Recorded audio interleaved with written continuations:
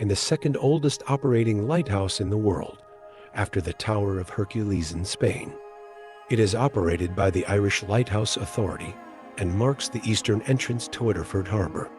The current structure has stood for over 800 years. The existing tower dates from the 12th century, though tradition states that Dub-N, a missionary to the Wexford area, established a form of beacon as early as the 5th century. The tower was built by Strongbow's son-in-law, William Marshal, Earl of Pembroke, who succeeded Strongbow as Lord of Leinster. Pembroke had established a port in the town of Naras, 30 kilometers upriver, in order for his new port to be successful and for ships to safely reach their destination. Pembroke had a 36 meters high tower built at the mouth of Waterford Harbour.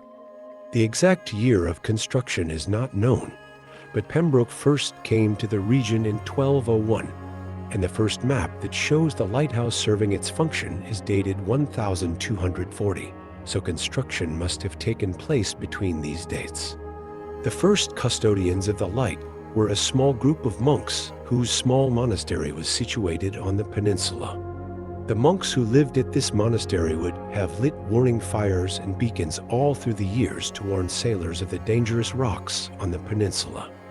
It was the monks who lived at this monastery in the 13th century who became the first light keepers. They are also thought to have helped in the construction of the tower. Hook Lighthouse is one of the most fascinating examples of medieval architecture in Ireland. The tower stands 4 stories high with walls up to 4 meters thick. The tower itself consists of 3 rib-vaulted chambers in the lower tier, while the upper, narrower section would have carried the warning beacon. These 2 tiers are connected by a mural within the wall stairway of 115 steps. The tower was constructed of local limestone, and the original building survives intact.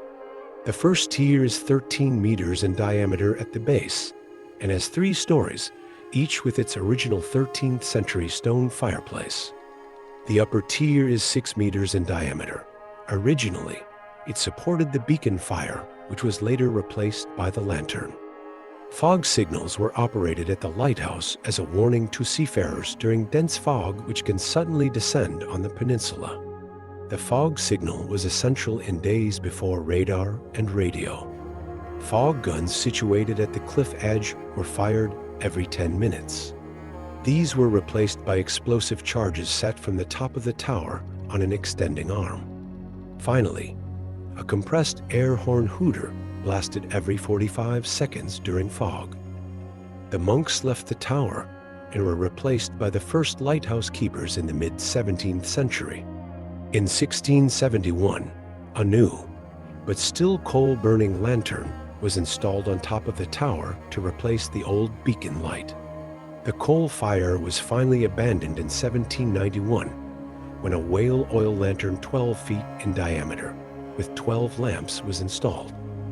This continued until new gas lights were installed in 1871, lit by gas manufactured in the enclosure known as the gas yard. In the 1860s, 3 dwellings were built for the lighthouse keepers. Paraffin oil became the source of power in 1911, and a clockwork mechanism changed the light from fixed to flashing. This mechanism had to be wound up every 25 minutes by the keeper on duty. Finally, in 1972, electricity became the power source, and light-sensitive switches were installed to control the lantern.